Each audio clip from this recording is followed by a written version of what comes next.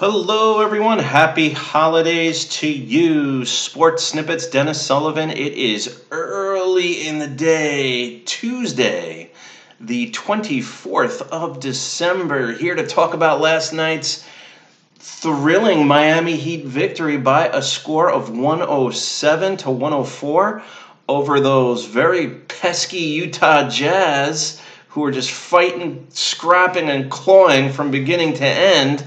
The Heat would pull out a 3-point victory. If you do like the content of this video, please don't forget to like and subscribe. Go ahead and ring the bell as well. Let's get started with my breakdown of the Heat victory that took place on Monday night. Well, guys, it was certainly an exciting game. I mean, yet another exciting game for the Miami Heat, who basically, this was your typical game, though, where the home team just steps it up in the fourth quarter, makes the plays, and it could be the road team, too, that does that. But the reason why I say home team is we were certainly feeding off the energy of this crowd, which leads me to point number one on the snippets board. I mean, the home energy, guys, was right where we want it to be.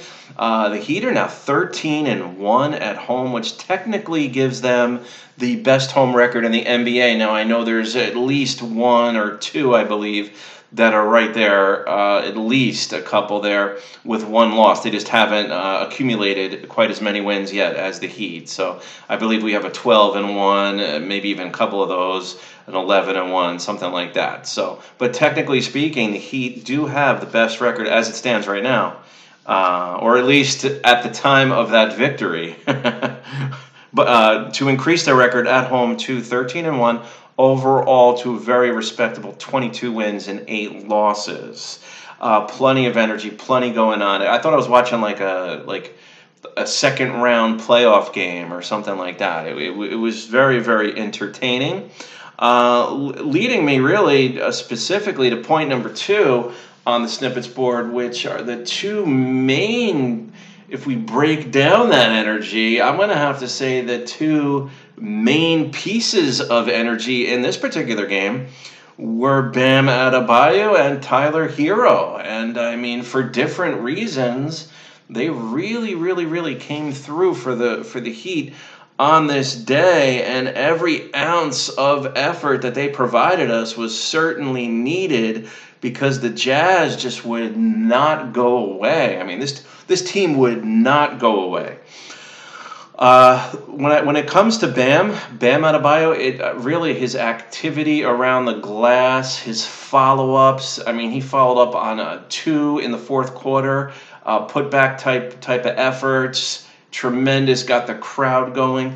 He was relatively quiet throughout the first 3 quarters. Fourth quarter, he stepped up like an all-star. He stepped up like an all-pro NBA player. And, you know, he gives you a little bit of everything. And one thing that you can always count on from Bam is the energy level, and it just spreads to the rest of the team. Tyler Herro.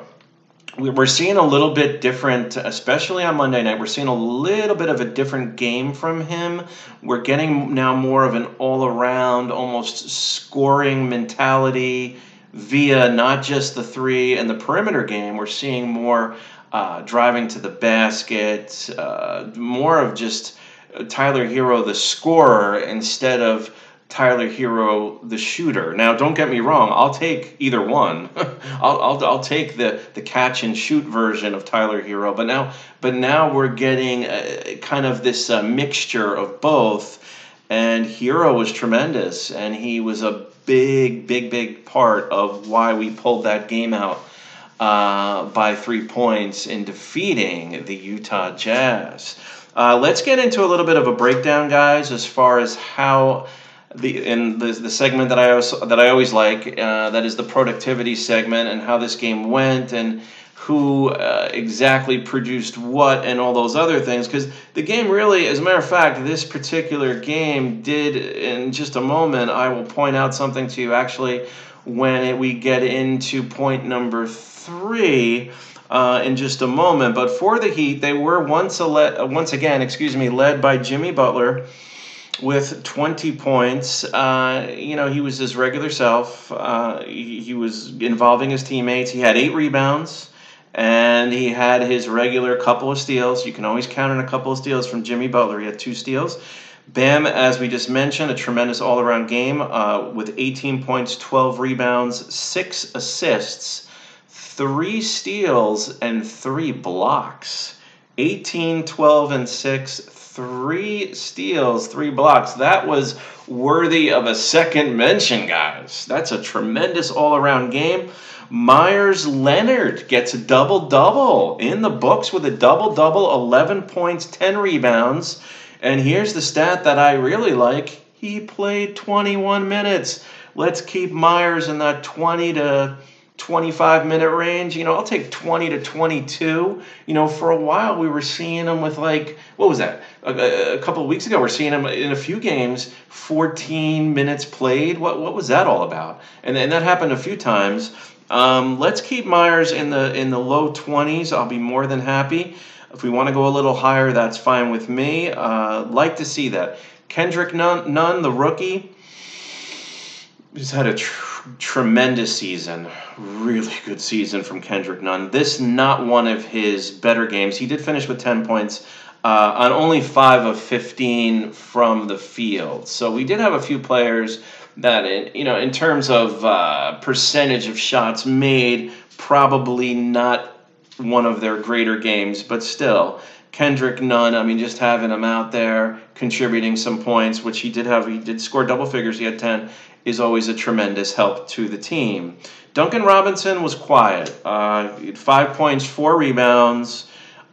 He only played 20 minutes, and he did have 5 fouls, so foul trouble perhaps a little bit of a factor in that production against the Jazz. Duncan Robinson, I mean, they were featuring him left and right on the pregame, deservedly so. He is really making a name for himself, and we'll have much more to discuss about Duncan Robinson in coming videos. But when I say making a name for himself, it's from three-point range, as all Heat fans know. So he had a quiet game on Monday night. Let's just kind of we take the good with all the players. We take the great performances, then everyone's going to have an off performance every now and then, and his teammates certainly picked him up on Monday night. The bench was really the focus this time, guys. The bench was it was a 3-guy effort. 3 players on the bench: Tyler Herro, previously mentioned, Goran Dragic, and Derek Jones Jr. would play 27, 29, and 31 minutes respectively. The third being Derek Jones Jr., once again getting the deserved minutes with 31. And we got to keep playing this guy. I mean, we got to keep doing it because he's helping us on both ends. He's given us that defensive energy. Derek Jones Jr. would finish. I mean, modest stat line. He had 8 points and 6 rebounds. This guy is more than what you see in the box score, clearly.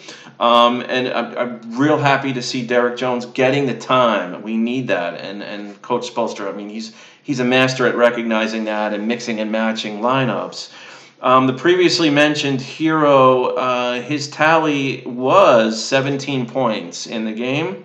It's kind of a loud 17. I think he had about 8 or 9 in the fourth quarter. So, I mean, he really stepped up when the team needed him, and he had 6 rebounds as well.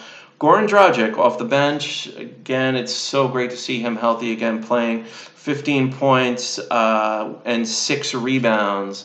Dragic would struggle a little bit from the field, 5 of 16. He's getting back into the flow.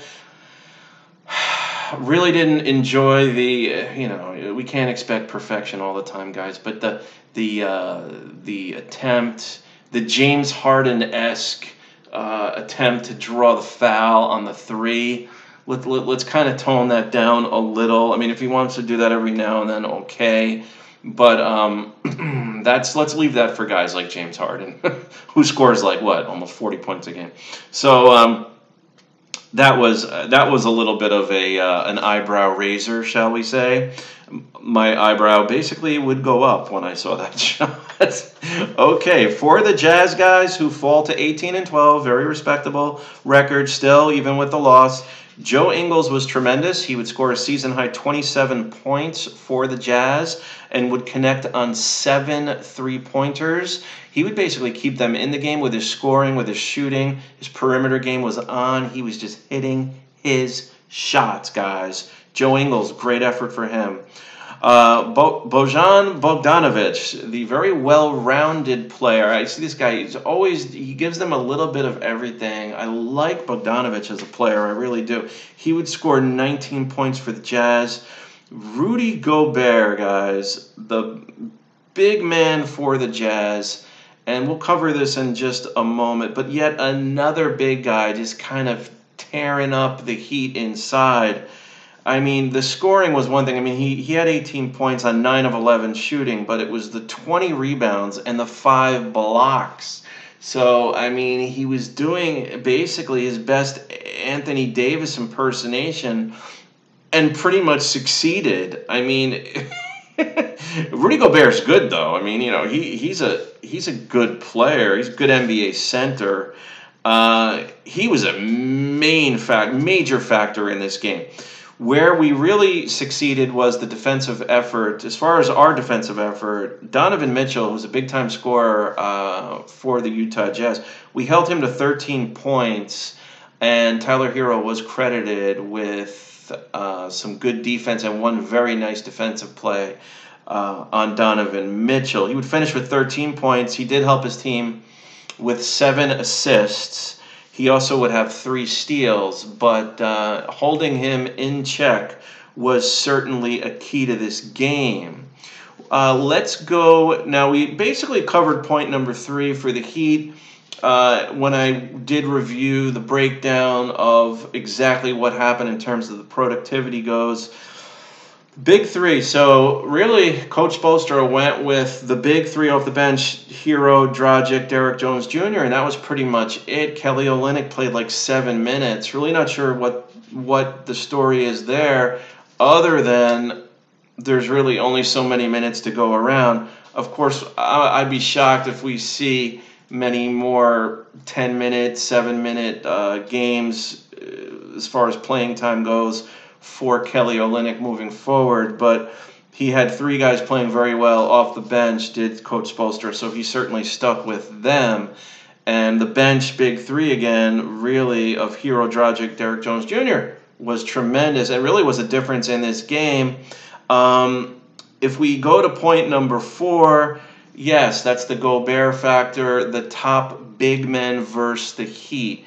We can only do so much with Adebayo, with Bam Adebayo. I mean, he's his own player. I mean, and when I say we can only do so much, he's only one guy.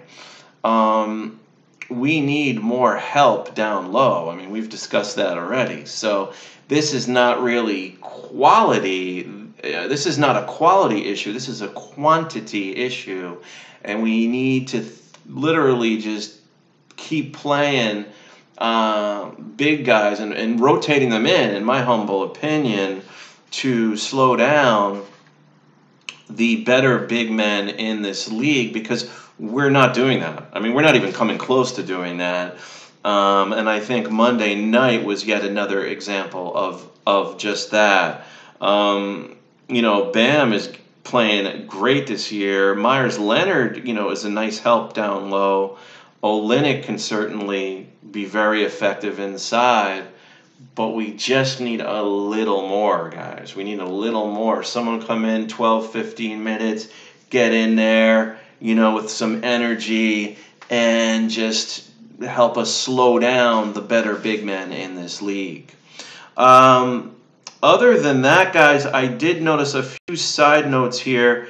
For the Jazz, Emmanuel Mudiay would have 12 points off the bench. That was pretty much it for their bench. I mean, they played a few other guys. The bench production was much greater for the Heat than it was the Jazz. As a matter of fact, I noticed that the Utah Jazz would play their starters a lot on Monday night. 4 of the 5 starters would play in the mid to high 30s as far as playing time goes. So they played that starting 5 specifically 4 of those 5 starters, pretty heavy minutes, and they didn't really go to their bench very much. Whereas the Heat turned to 3 guys that played 27, 29, and 31 minutes respectively. Once again, the Heat are a deep team. Other teams, and might be a sign of respect to the Heat, may say, you know what, we got to treat this as if it is a playoff game. We got to play if we have a chance to win this game, we're going to have to play our top guys heavy minutes to compete with this team. That very well could be it. So I thought that was tremendous, that we withstood a pretty strong effort from the Utah Jazz. So that was awesome, guys, and it was a nice game, really nice win, nice game to watch, a fun game to watch once again for the Heat. A few side notes I made. One criticism. Now I'm not sure if it was a broken down play. It probably was, where we had Herro kind of. This was in the 4th quarter, I do believe. He kind of went to the right. It was either late 3rd or 4th quarter. He kind of goes to the right, but there was no one. I guess I can't fully blame Tyler Herro because no one was really coming over from the weak side, and then he kind of took that jumper from the right, which really didn't have much of a chance. And it was somewhat. I mean, it was late in the game. We have to put together a better play than that. Again, it was more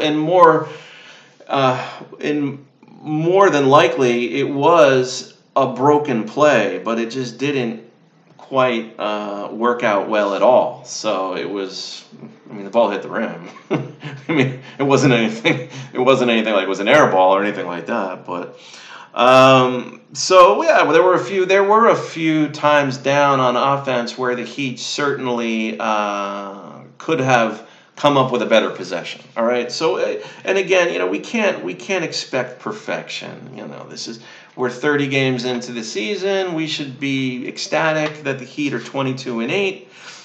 Looking ahead, we have 2 games coming up, Thursday and Friday. This is a back-to-back, and the 2 games that we are playing are both at home, and that is against the Pacers of Indiana and the Sixers of Philadelphia, 2 very, very good teams. Okay, folks. All right, and that's going to be actually, check that. That's Friday and Saturday. So that's Friday the 27th, Saturday the 28th. Friday night is a home game against the Pacers. Saturday will be a home game against Philadelphia. Those will be 2 very, very interesting games, very good games to watch. Let's go ahead and even if we can get one of these 2, that'll reach our goal that I set a few days ago. If you were watching, where I said, let's set a goal, win 2 out of 3 with these 3 home games against tough teams in Utah, Indiana, and Philadelphia. So let's get one of these next 2. Got a few days off. Happy holidays, everyone. Hope you're enjoying this week. It's a great time of the year. It's the most wonderful time of the year, by the way. Heat will pick things up Friday, and that is against the Indiana Pacers. I will see you very soon. Enjoy your day. Have a great day, and go Miami Heat.